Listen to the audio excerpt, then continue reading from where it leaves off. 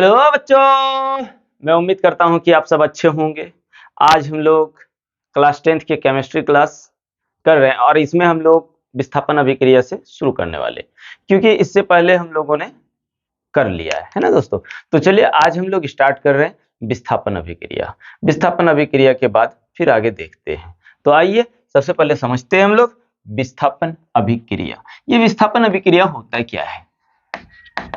विस्थापन अभिक्रिया है ना, विस्थापन अभिक्रिया, डिस्प्लेसमेंट रिएक्शन। तो विस्थापन अभिक्रिया किसको बोलते हैं दोस्तों? पहले डिफाइन कर लेते हैं, डिफाइन करने के बाद समझने में आसानी होगी, है ना। तो चलिए पहले डिफाइन करते हैं। लिखते हैं, वह अभिक्रिया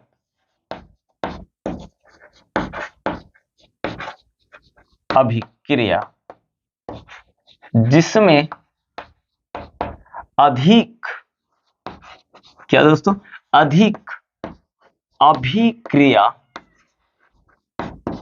अभिक्रियाशील तत्व कम अभिक्रियाशील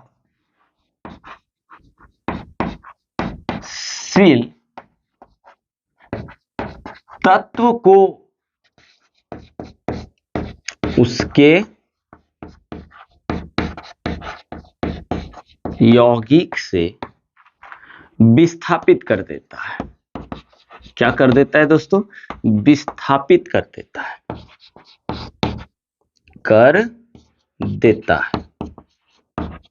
उसे विस्थापन अभिक्रिया कहा जाता है।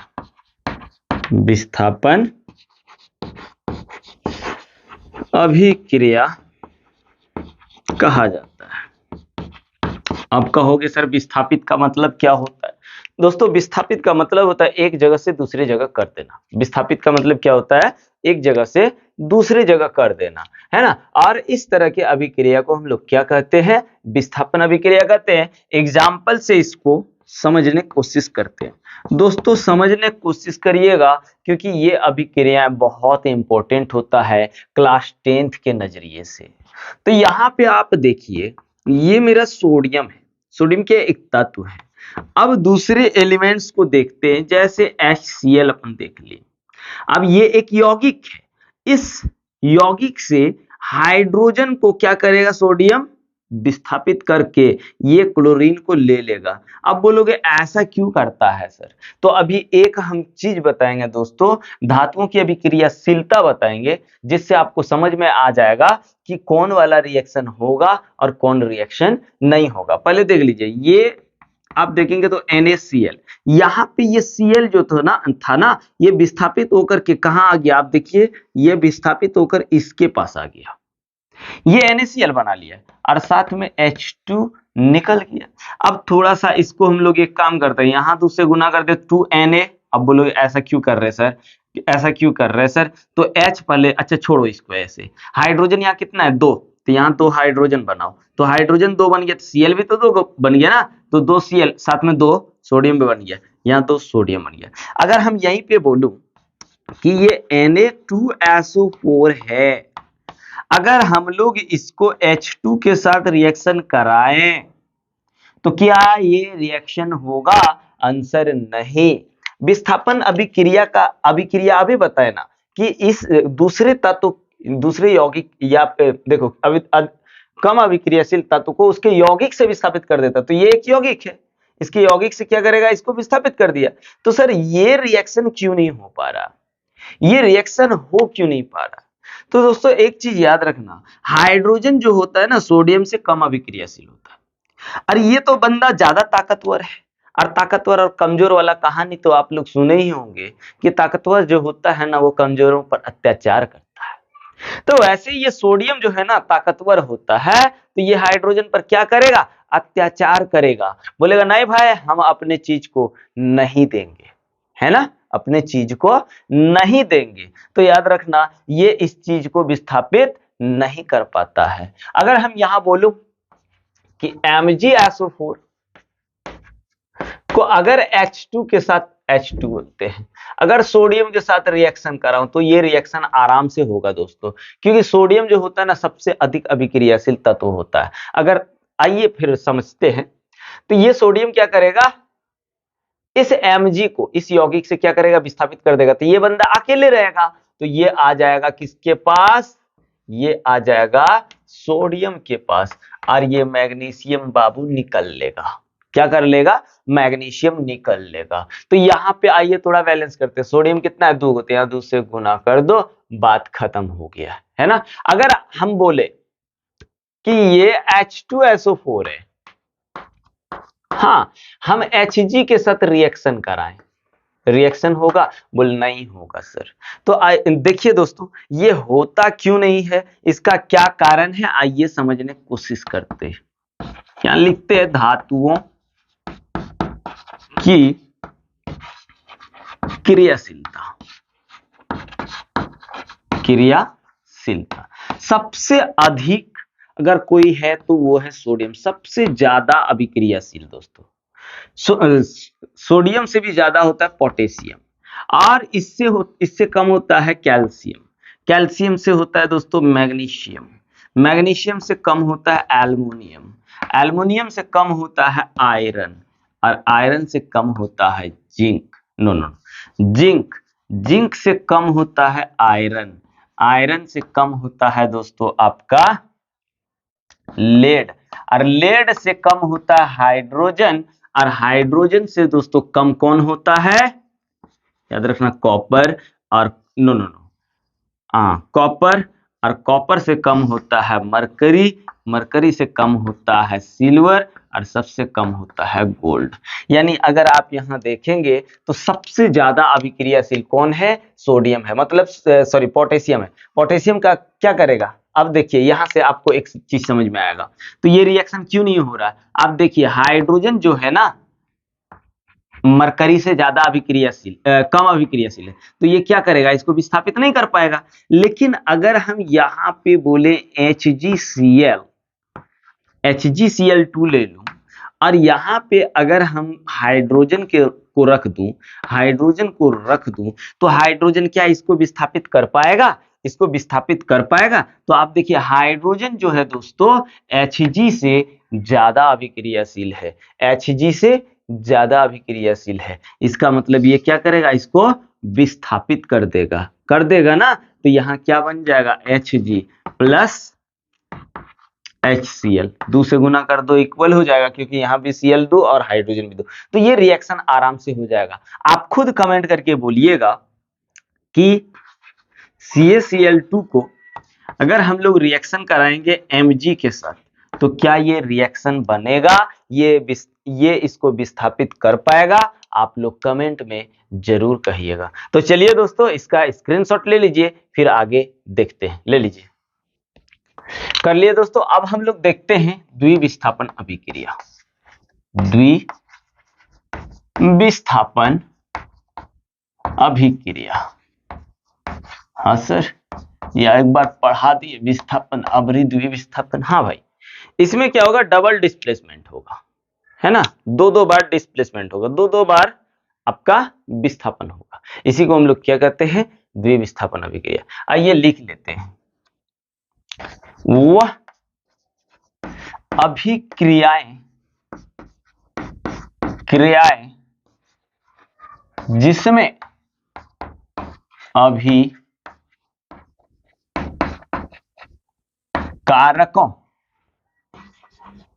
के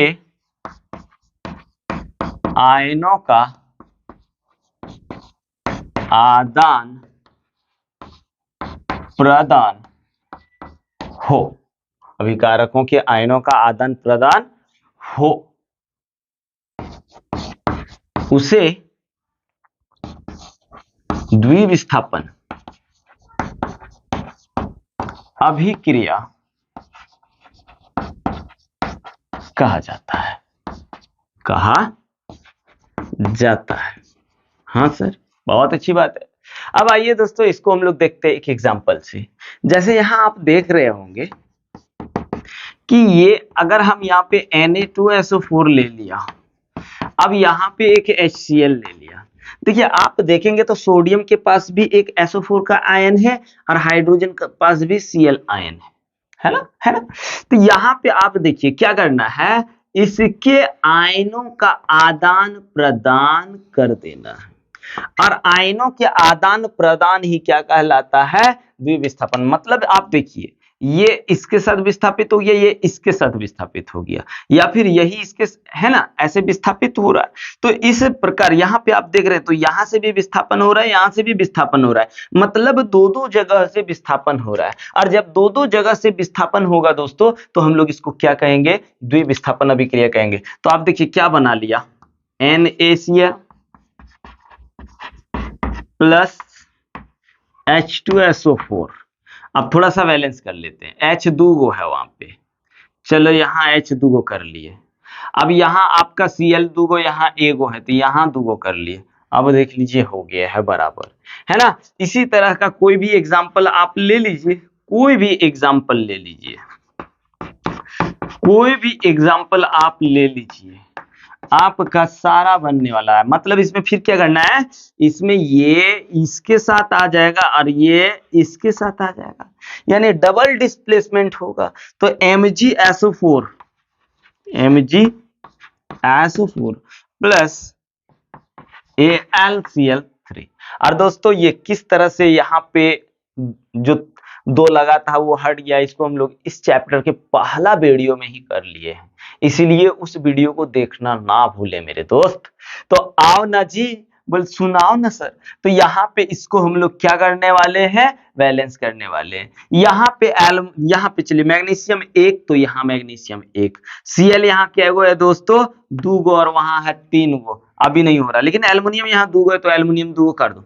अब Cl क्या हो गया, Cl तीन दूनी 6 गो, तो आप यहाँ पे Cl को 6 गो करो, 3 से गुना कर दिए, है ना, 3 से गुना कर दिए Mg। अब SO4 यहाँ क्या 3 गो, यहाँ 3 से गुना कर दो, देख लीजिए Mg भी 3 गो और वो भी 3 गो। तो यहाँ पे हम लोगों ने दोस्तों क्या कर लिया हुआ है, हम लोगों ने यहाँ पे द्विविस्थापन अभिक्रिया को समझ लिया है। आइए अब हम लोग समझते हैं अवक्षेपण अभिक्रिया। क्या समझते हैं दोस्तों, अवक्षेपण अभिक्रिया। हाँ सर समझा दीजिए ना सर, नहीं समझाइएगा तो कैसे होगा सर।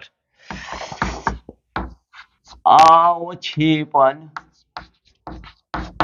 अभिक्रिया है, अवक्षेपण अभिक्रिया, हाँ जी करते हैं ना। अवक्षेपण अभिक्रिया किसको कहते हैं, जब कोई रासायनिक अभिक्रिया होती है दोस्तों, जब कोई रासायनिक अभिक्रिया होती है और वहां पे एक अवक्षेप का निर्माण होता है, तो इस प्रकार की अभिक्रिया को हम लोग क्या कहते हैं, अवक्षेपण अभिक्रिया कहते हैं। आइए डेफिनेशन से देखते हैं इसको, लिखेंगे जिस अभिक्रिया में अवक्षेप का निर्माण होता है उसे अवक्षेपण अभिक्रिया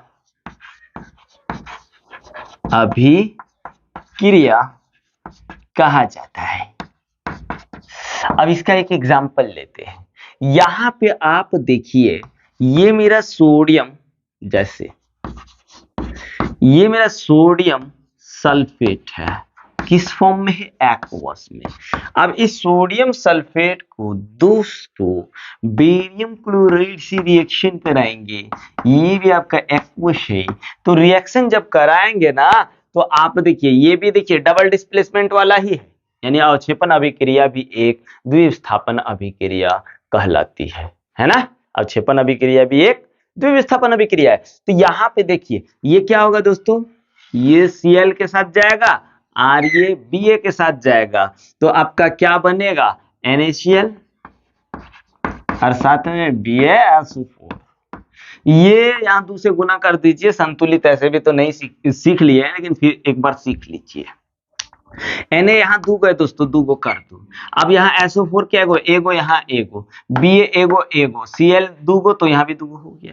आपको जो ये SO4 मिल रहा है ना, BaSO4, यही है आपका अवक्षेप। सर ये अवक्षेप क्या होता है, जरूर पूछोगे कि सर ये अवक्षेप क्या होता है। याद रखना दोस्तों, जब कोई रासायनिक अभिक्रिया में, है ना, कोई श्वेत पदार्थ, कैसे श्वेत, ध्यान दीजिएगा, श्वेत, श्वेत मतलब होता है सादा, व्हाइट, श्वेत पदार्थ, ठीक है ना। जब कोई श्वेत पदार्थ इसके नीचे तल पर बैठ जाता है, इसके नीचे तल पर बैठ जाता है, यानी नीचे तल पर क्यों बैठ रहा है, क्योंकि ये जल में विलय नहीं होगा, जल में घुल नहीं रहा होगा, जल में अघुलनशील होगा, है ना। तो याद रखना, जब कोई भी रासायनिक अभिक्रिया में कोई श्वेत पदार्थ का निर्माण होता है और वो जल में अविलय होता है, तो उस प्रकार के पदार्थ को हम लोग क्या कहते हैं दोस्तों, अवक्षेप कहते हैं। क्या कहते हैं, अवक्षेप कहते हैं। तो चलिए इसका भी स्क्रीनशॉट ले लीजिए, फिर आगे करते हैं, ले लीजिए। अब हम लोग करते हैं दोस्तों उपचयन और अपचयन अभिक्रिया। आइए एकदम आराम से समझते चलिए। उपचयन अभिक्रिया, क्या अभिक्रिया है ना। तो लिखते हैं वह अभिक्रियाएं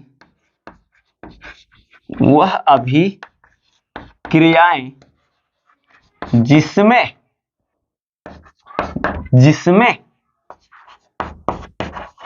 ऑक्सीजन की वृद्धि हो तथा हाइड्रोजन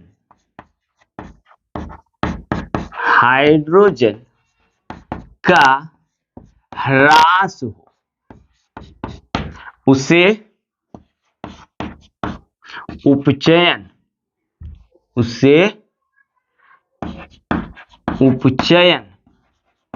कहा जाता है। क्या कहा जाता है दोस्तों, उपचयन कहा जाता है। क्या कह रहा है, जिसमें ऑक्सीजन की वृद्धि हो, रासायनिक अभिक्रिया हो रही है लेकिन यहाँ पे क्या हो रहा है, ऑक्सीजन की वृद्धि हो रहा है। आप हाइड्रोजन का ह्रास मत समझिए, खाली ऑक्सीजन की वृद्धि को समझिए, उसी को क्या कहते हैं, उपचयन अभिक्रिया कहते हैं। आप जैसे एग्जांपल देख लीजिए, आप देखेंगे यहाँ हाइड्रोजन है और यहाँ ऑक्सीजन है। इस हाइड्रोजन के पास दोस्तों ऑक्सीजन है क्या, नहीं है, ऑक्सीजन नहीं है, तो ये क्या बन लेगा, H2O बन लेगा। इस हाइड्रोजन के पास किसकी वृद्धि हो गई, ऑक्सीजन की वृद्धि हो गई। और जिस भी रासायनिक अभिक्रिया में दूसरे तत्व यानी किसी तत्व को ऑक्सीजन की वृद्धि होती है, तो इस प्रकार की अभिक्रिया को हम लोग क्या कहते हैं, इस प्रकार की अभिक्रिया को हम लोग उपचयन अभिक्रिया कहते हैं। चलिए इसको संतुलित कर लीजिए, हो गया। या फिर आप देख लीजिए, यहाँ कॉपर लिए, कॉपर के पास अभी ऑक्सीजन नहीं है, लेकिन अगर ऑक्सीजन आ जाए तो ये कॉपर ऑक्साइड बना लेगा। मतलब इस कॉपर के पास किसकी वृद्धि हुई, ऑक्सीजन की वृद्धि हुई। और जब ऑक्सीजन की वृद्धि होती है तो इस प्रकार की अभिक्रिया को उपचयन अभिक्रिया कहते हैं। अगर थोड़ा सा यहाँ पे संतुलित करो, ऑक्सीजन दूगो तो यहाँ भी हो गया, कॉपर दो। अभी देखो हम लोग कार्बन देखते हैं, कार्बन अकेले है, अगर ऑक्सीजन दे दूं तो ये बन जाएगा CO2। तो यहां भी क्या हो रहा है दोस्तों, पहले कार्बन के पास ऑक्सीजन नहीं था और अब क्या आ गया, ऑक्सीजन आ गया। और ऑक्सीजन का वृद्धि होना ही क्या कहलाता है, उपचयन अभिक्रिया कहलाता है। आइए अब हम लोग देखते हैं अपचयन अभिक्रिया को। अपचयन अभिक्रिया, ठीक है ना। अपचयन अभिक्रिया में क्या होगा दोस्तों, अपचयन अभिक्रिया में आपका ऑक्सीजन की हानि होगी, यानी लिखेंगे वह अभिक्रियाएं जिसमें ऑक्सीजन का ह्रास हो तथा हाइड्रोजन की वृद्धि हो, है ना, हाइड्रोजन की वृद्धि हो, उसे अपचयन कहा जाता है, अपचयन कहा जाता है। आइए इसका भी एग्जांपल देखते हैं दोस्तों। अपचयन कहा जाता है, यहां पे अपन देख लेते हैं, जैसे Cu, जैसे CuO प्लस H2। अगर आप इसका रिएक्शन कराएंगे तो ये ऑक्सीजन को क्या करेगा, विस्थापित कर देगा। क्या करेगा, विस्थापित कर देगा। कारण क्या है, क्योंकि कॉपर जो होता है हाइड्रोजन से कम अभिक्रियाशील होता है। तो यहाँ पे बनेगा Cu प्लस H2O। आप देखिए यहाँ पे इसके पास पहले क्या था, ऑक्सीजन था। इसके पास पहले क्या था दोस्तों, ऑक्सीजन था। लेकिन अब हम जब इसका प्रोडक्ट हमको मिल रहा है तो यहाँ ऑक्सीजन का पता ही नहीं चल रहा है, ऑक्सीजन का ह्रास हो चुका है। और जब ऑक्सीजन का ह्रास हो चुका होता है तो इस प्रकार की अभिक्रिया को हम लोग अपचयन अभिक्रिया कहते हैं भाइयों और दीदियों। तो थोड़ा सा समझने की कोशिश करिएगा, है ना। तो आइए और एक एग्जांपल लेते हैं। जैसे अपन ले लिए जेड को कार्बन के साथ रिएक्शन कराएंगे दोस्तों, तो ये Zn बंदा अकेले और यहाँ पे CO बन गया। अब आप यहाँ पे देखिए Zn के पास पहले ऑक्सीजन था, अभी नहीं है, मतलब अपचयन हो रहा है, ऑक्सीजन हट रहा है, ऑक्सीजन का ह्रास हो रहा है, ठीक ना। अब हम लोग थोड़ा सा एक चीज समझ लेते हैं कि अपचयन और उपचयन अभिक्रिया जब मिल जाएगा, उपचयन प्लस अपचयन यदि कर दें, अपचयन यदि कर दें तो देखना दोस्तों रेडॉक्स अभिक्रिया बनेगा। क्या बनेगा, रेडॉक्स अभिक्रिया। यानी अगर कहा जाए उपचयन और अपचयन अभिक्रिया का दूसरा नाम क्या है, तो दूसरा नाम आपका रेडॉक्स अभिक्रिया है। क्या है, रेडॉक्स अभिक्रिया। तो सर रेडॉक्स अभिक्रिया क्या होता है, याद रखना दोस्तों, जिस अभिक्रिया में उपचयन और अपचयन दोनों हो, है ना, उपचयन भी हो और अपचयन भी हो रहा हो, तो वो अभिक्रिया रेडॉक्स अभिक्रिया कहा जाता है। यहां पे कोशिश हम लोग करते हैं करने का, है ना, यहां पे करते हैं कोशिश रेडॉक्स अभिक्रिया, रेडॉक्स अभिक्रिया। रेडॉक्स अभिक्रिया का कहते किसको है, देखिए जिस अभिक्रिया में अभिकारक का उपचयन तथा अपचयन हो उसे रेडॉक्स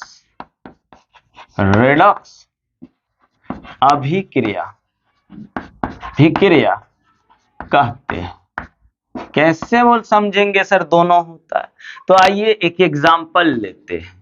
जैसे आप देख लीजिए, हम यहाँ पे ZnO प्लस C कर ले लिए, ठीक है ना। तो आपका इसमें क्या बनेगा, Zn प्लस CO बनेगा।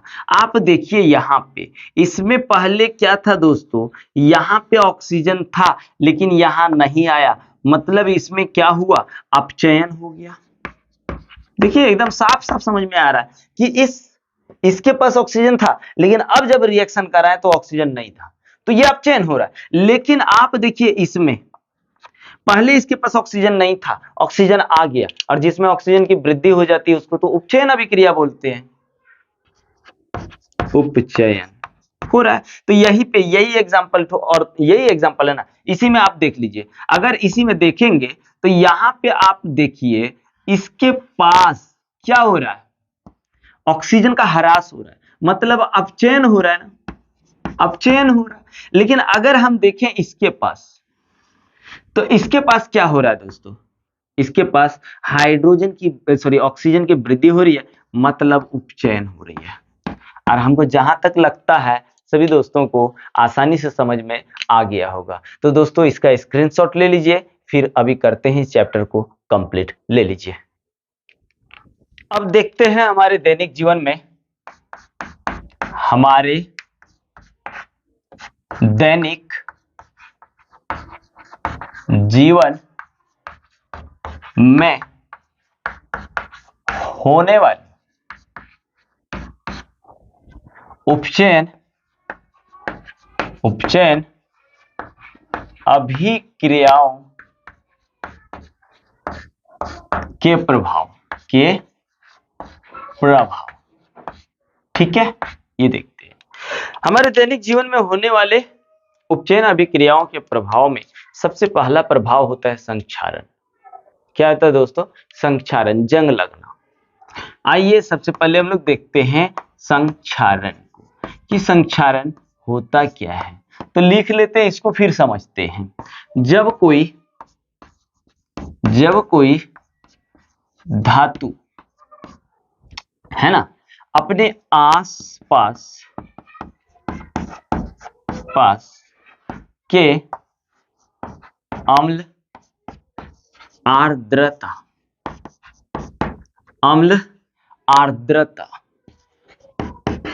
आदि के संपर्क में आती है, तब वह संक्षारित हो जाती है। और इस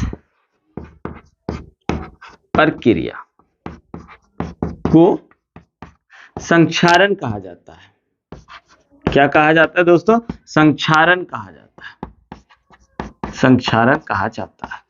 अभी आइए देखिए, अम्ल तो समझ में आता है। आर्द्रता क्या होता है? तो वायु में उपस्थित जलवाष्प की मात्रा को हम लोग आर्द्रता कहते हैं। तो क्या कह रहा है कि कोई धातु अपने आसपास, अपने आसपास के अम्ल आर्द्रता आदि के संपर्क में आती है तो वह संक्षारित हो जाता है। संक्षारित का मतलब क्या होता है? जंग लग जाना। जैसे देख लीजिए, जैसे लोहे पर भूरे रंग का परत चढ़ना, है ना। भूरे रंग के परत का चढ़ना क्या कहलाता है? लोहे में जंग लगना कहलाता है। दूसरी बात देख लीजिए, चांदी पर काली परत, यानी चांदी पर किस कलर का जंग लगता है दोस्तों? तो काला। कैसे? काला। अगर हम तीसरा एग्जांपल देखें तो तांबे में, किसमें? तांबे में हरी परत। तांबे में कैसा होता है? हरी परत होता है। हरी परत का जंग लगता है तांबे में, और जंग लगना ही क्या कहलाता है? संक्षारण कहलाता है। आइए दूसरा चीज देख लेते हैं, विकृत गंधिता।